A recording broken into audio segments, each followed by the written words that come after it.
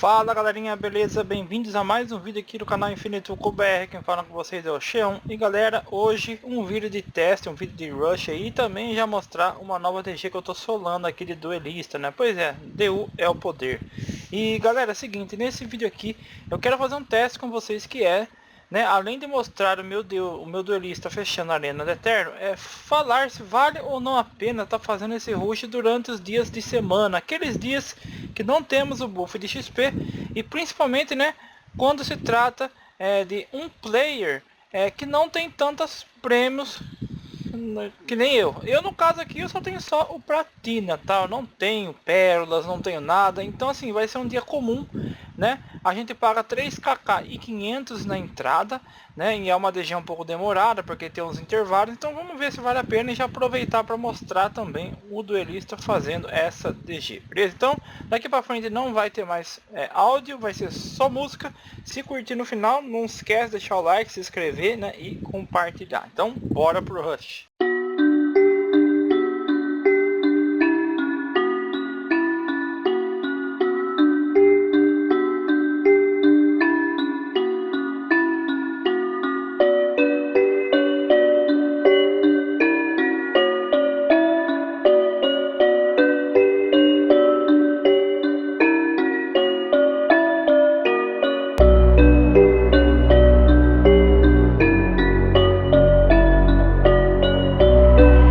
Again is Pupa on the beats, yeah!